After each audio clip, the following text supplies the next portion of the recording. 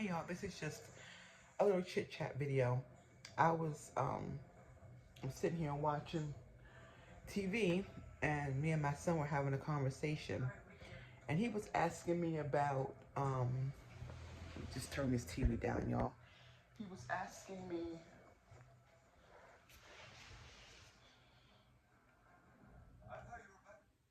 Okay, I'm always afraid the TV going to be heard in the background and YouTube going to copyright it. But anyway, he was asking me about situations where, because my son is 21, he still lives at home with me.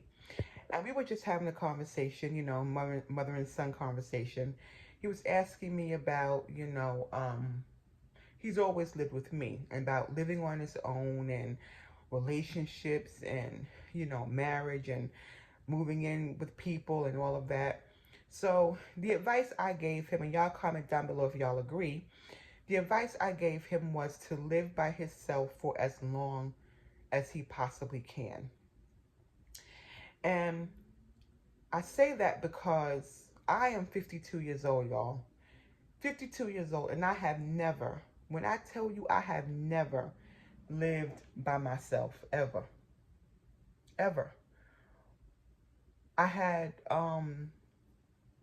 when I moved out of my mother's house, I moved in with the father of my children. And we were together for 20 years. So I never have lived alone. So I think, yeah, I've never lived alone. And then when he and I broke up, I moved to Georgia. And I think I lived with, it was just me and my children for about maybe 6 months. Uh, yeah, and then I met James, and then we moved in together. So, all that being said, I have never lived alone. And I told him to live by himself for as long as he humanly can. I said, because if you don't, you're not going to know what that feels like. You're going to wonder what that feels like. And you want to be able to have your own space. Y'all, there's nothing like having your own space, especially when it's your first apartment and you want to be able to move about as you want to freely and have that independence. I said, because when you live with someone, you always have to think about somebody else. You always have to put their feelings and their considerations into, consider their feelings, consider their thoughts and opinions. I said, you want to experience life without having to do that. I said, right now you live with me. I said, and I'm okay with that. I've never been the type of parent to put my children out when they turn 18, or you're 18 now, so you have to get out. No, I'm not that type of parent. My mother didn't do that to me, so I'm not going to do that to my children. My daughter's married. She has moved out. She's in the military. She's living her best life. My son is 21. I'm just not going to put him out because technically he's a man, you know? I'm not that type of parent, especially when the risk of them coming back. I mean, you put them out at 18, you know their asses is coming back. So, you know, let them figure out what it is they want to do, get their money up, and then they can move out. Now, I'm not saying you have them in your house till they're 30, but certainly I think 18 is too young to be put out of the house.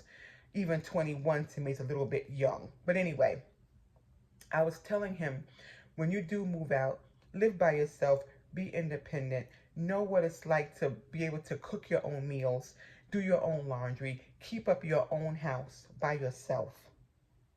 Because if you leave me and go live with someone else, or have, better yet, have them moving with you, I said, you're not going to know how it is to be able to care for yourself. And I told him another thing.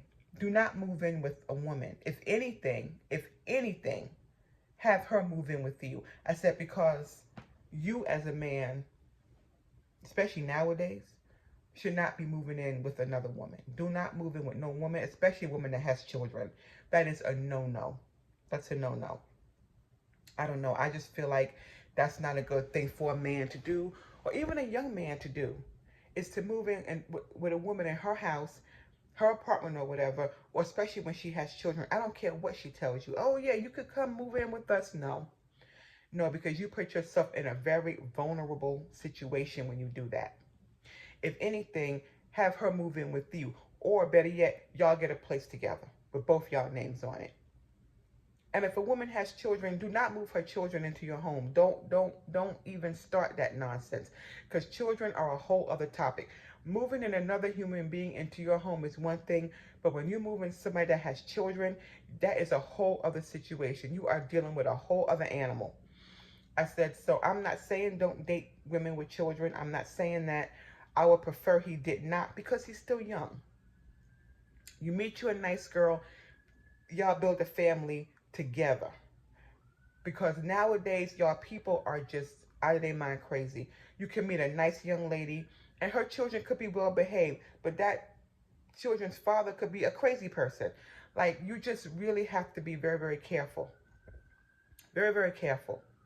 And I was explaining this to him and telling him, just take your time. Know who you are as a man first before you want to be somebody's partner or husband. Just know who you are as a man first. Get your money up. Get your money up. Now, my son has a nice little savings for himself. But get your money up, because you want to be able to be the man of your household. You want to be able to pay the bills in the house. You want to be able to pay the rent, pay the utility bill, put food in the house, pay for the car insurance, and all of these things. You want to be able to do these things. Not saying she cannot help, but you at least want to be able to pay the majority of the bills in that home, because you are respected more. I know there are women who take care of all the bills in their household. I was one of those women. I know what it's like. And let me tell you something. When you're the woman and you carrying that whole household, the respect for the man that you are with is no longer there. It really isn't there like you think it is, or like you wish it would be. Now, it's different if this man was hurt and he's retired or whatever the case may be. But if he's just laying around, not contributing to the household, and you out there working and doing all this, you're going to resent that. There's no way possible as a woman you could be okay with that. So I told him, make sure you can take care of the majority, if not all, the bills in your household. Because then you're respected. Hopefully she respects you. And if she has a really good father, he respects you. Because I told him, I said, if you meet a woman and she has a really good dad, like a top tier dad, who does the things that men are supposed to do, he's going to hold you to that standard, and so is she. Especially if you meet a girl and she has a great father, and that man taught her how she's supposed to be treated, believe me, she's going to hold you to that standard. So you want to be that top tier man in her life. You do. Because you want to be respected. Do not, move in with somebody or y'all be together and you expect her to be, footing most of the bills and all that. No, that's not what you're supposed to do. And I explained that to him because you want to be respected as a man. You want to be respected in your household. And any man that sit around and let the woman pay all the bills and he's able-bodied do not deserve no respect. Like I said, it's different if you hurt. It's different if he is retired. It's different if he is on disability or if he's disabled. That's something different. But if you're just sitting around and letting her go to work and struggle and pay all them bills, you don't deserve no respect. And that is exactly what's going to happen. So make sure you know who you are as a man. Make sure you can take care of your household without her help. Without her help. You can say to yourself, you know what? Can I pay all these bills in my house by myself if I don't never find nobody? Yes, you can. This way, if she decides she don't want to be with you no more, you ain't got to worry about that. And really the same thing goes for women. The same thing goes for women. Make sure you can pay all the bills in your household just in case that man decides he wants to go. Just in case he decides he wants to go. Because a lot of women get stuck in those situations now because the man pay all the bills, which he should pay the majority of them, pay all the bills in the household, and she can't pay nothing. And one day he decide he want to leave, and then you stuck. You can't pay for nothing. So that's what I tell him. Make sure that you can take care of yourself fully. Always be independent. Even if a lot of these days, men want to make sure before you even get to know a woman, the first thing a man, can she cook? I hate that question. I hate that question with a passion. This is why, no. What you mean, can I cook? Me being able to cook does not determine whether I'm a good woman or not. So what if I can't cook? You learn how to cook, or we can learn how to cook together. You know, you expect somebody to cook and clean for you. No, cook and clean for yourself first. Be able to take care of who you are first. Go in that kitchen, make you a meal. Go there and wash your clothes. Go to the grocery store. Learn how to grocery shop. Learn what you like. Learn what you don't like. Learn how you like things to be in your home. Learn what you don't like. Learn who you are as a person first. And then you can invite somebody into your home or into your life once you know who you are. Because if you don't know who you are, y'all going to be two lost souls together. And don't no woman want to be with a man who don't know who he is.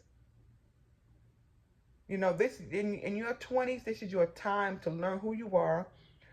Go out there, hustle, and get your money up. Get things together for yourself. This way, when you're in your 30s and you're really ready to settle down and start a family, you know exactly who you are. You have your ish together, and that's it. You know, and that's the advice I told him.